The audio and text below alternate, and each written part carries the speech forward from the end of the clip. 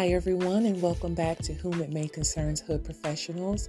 I am your host, AP, and this month's podcast segment is going to be one very short, not too long and extended, because honestly, I have been wrecking my brain with trying to come up with a concept for this month, and this is just one that has continuously rolled over in my mind, and it's probably because it is a personal situation that I have recently had to endure. And I always want to make sure that I'm coming to you all with an objective perspective. And I never want to come across as a ranter. I'm someone who doesn't like to hear people going on rants. And I also don't like to hear persons who are just rambling. So because I feel like I'm heading in that direction, let's just cut to the point. Welcome back, and this episode is going to be geared towards doing your job. That very simple. Simple as that. Doing your job. In the context of, there are times where I feel like everyone is constantly in a cycle of job hunting. I think it's important for you to maybe quarterly or maybe yearly, just see what's out there. See how your skills measure up to other jobs out there that are available to you that may have a better trajectory when it comes to growth, when it comes to salary, benefits, skill set, challenges, opportunities, travel, all those things, because you really need to see what is out there and really measure up and see, okay, is where I'm currently working really, preparing me for what's next? Am I being pushed to my full potential here, or am I pretty much coasting? And with that being said, when you're job hunting and you currently hold a job, I think it's important that you do the job that you currently have and that you execute that well.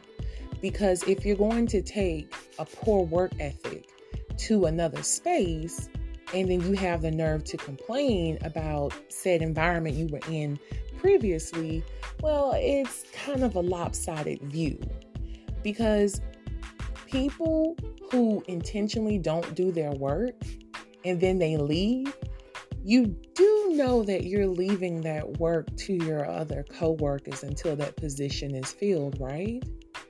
And then if your coworkers are salty enough to not want to fulfill the requirements that you left unfulfilled, then the person who comes in to fulfill said position now has to play major catch up.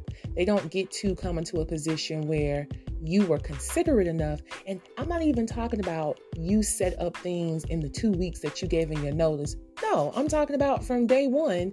You have not been executing your job to your fullest potential. You have been coming in and coasting and just getting by. I don't understand how people operate in it. I don't understand how you expect to be challenged. I don't understand how you expect to grow. I don't understand how you expect to flourish. Why would you be a weak link? Why would you even want to be a weak link? And then to put it off or try to contribute to, it was my 2 weeks. No, honey, the basic fundamentals of things that we are looking for should have been done like long time ago.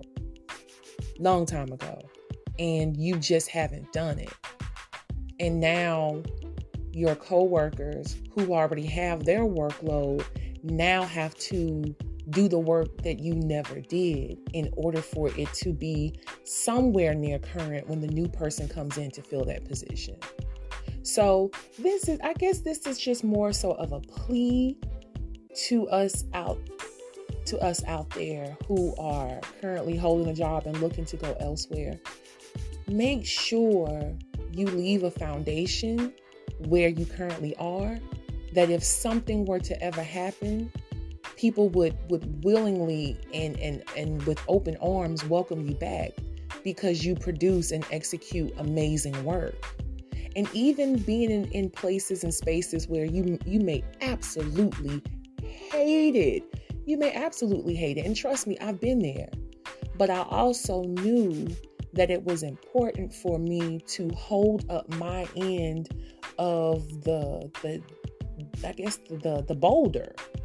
We're all down here on mid-level and lower level where you are in management, and we're charged to be out on the front line and make things happen.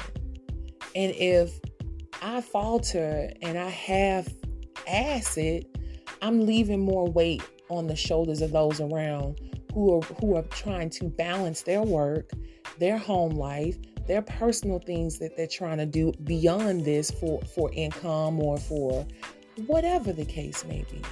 So that's the thing. We have to remember that each of us have our own lives outside of work that we do. So the very least and considerate thing we can do when we are in a workplace environment and we intend to venture beyond that place is to do our job to the best of our ability. Because when we move on, we leave behind those there who are still having to do the work.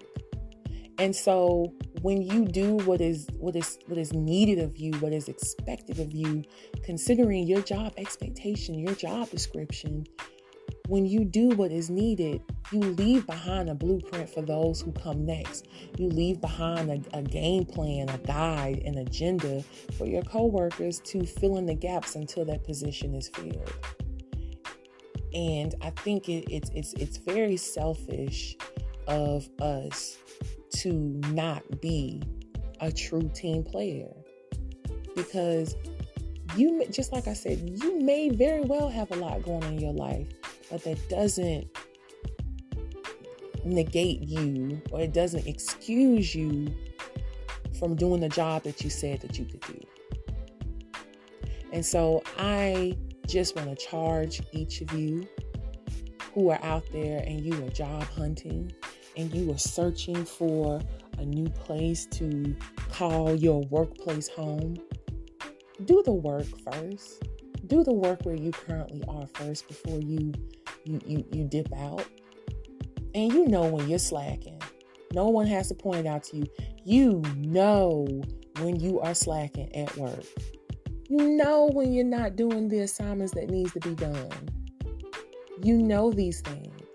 And I charge you to take the time to put in some effort and to turn it around before it completely spirals out of control.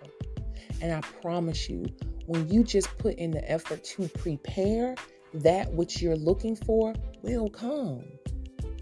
I promise you that when you prepare for what you want, you get what you want. When you work for what you want, you get what you work for. It's as simple as that. It's the law of attraction. It can't miss you. But you need to prepare for what it is that you say that you want. Because if you're not doing the work where you currently are, who's to bet on you and say that you're going to do the work when you go to the new place? And it has to be pretty gravy for you to be able not to do the work where you currently are and still be employed. That may not fly at the next place. So are you saying you're magically going to jump into this new productivity mode when you're hired elsewhere? I don't even believe in that. You have to become that person now, which is preparing for that, which is going into this current workplace and doing your job, which is going in and preparing. And in the preparing part, I'm talking about manifesting. So you're preparing your spot for the next person so that when they come in, they have a clue. Because, nowadays people really don't like to train. They just kind of like, all right, learn as you go. No, have something there. If you know that is your intent, that's what you want, I would even make like a little step-by-step binder type thing of this is what you need. Or have clear-cut folders in your drive that people can go to and get information, and it's clearly and plainly laid out. It's just the consideration of it all. Because I know that you would want someone to do it for you because that position 9 times out of 10 that you are looking to transition into was once someone's before. And I know that you would want that person to have done their job so that when you go in, you at least got a damn clue about what's going on. So if you want to be able to get it, you have to be willing to give it. So in your journey of seeking employment, of seeking better opportunities, because I believe in that, I definitely think you want to. Hey, I am the person who accepted an offer and just recently put in a job application someplace else. So trust me, I get it, and I'm wholeheartedly here for it. I want everyone to get the opportunity that they deserve and that they want and that they work for.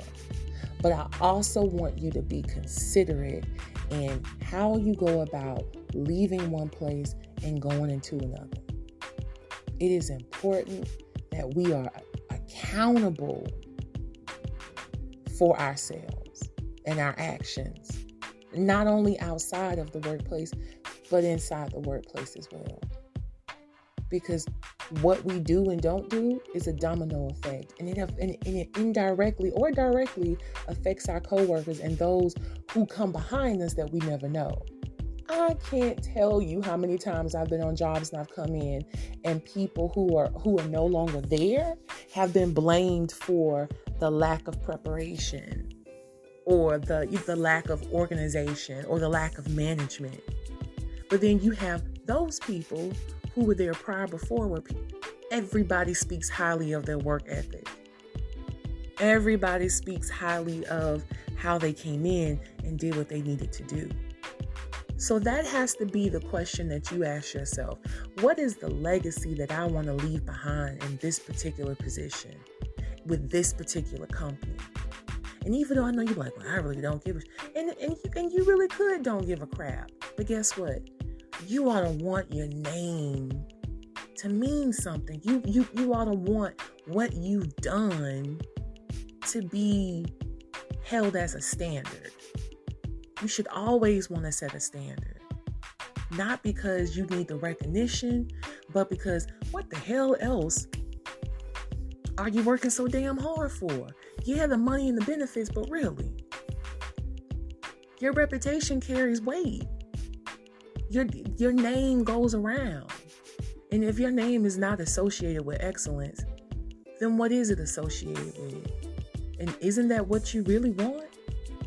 And why wouldn't you? So again, I really didn't want this to turn into a rant, and I didn't want to get on my soapbox, but I really just wanted to drop some knowledge to you all and just have you to analyze and really think about how you do what you do at your workplace. And are you being considerate and mindful of those around you? And even if you're not looking to leave and go off somewhere else just yet, are you doing your part on your team so that you help the machine to run smoothly? And when you see someone who's not doing what they're supposed to do and they're on your team and you're well within your right to have that conversation and say, hey man, come on, we got to do better. Are you doing that? Are you seeking to encourage and uplift? Don't be that person that's throwing people under the bus. Please don't be that person, because I totally don't agree with that. I do not agree because I feel like you don't interfere with how people put food on the table for themselves and or their family. That's just rule number 1 to me in the workplace. Don't be a snitch doing unnecessary tattletelling. That's ridiculous. If you can't have a conversation one-on-one with someone, leave it alone. Let management handle it. But on that tip, I just say document. But anywho, I'm getting away from what I want to talk about. But honestly, if you're not looking to go anywhere, do your part while you're there. And if you are looking to go somewhere, do your part while you're there and prepare. Prepare for the position that you want. Prepare for the person that you want to be. And prepare for the people that you're leaving behind. And prepare for the people that's coming up after you.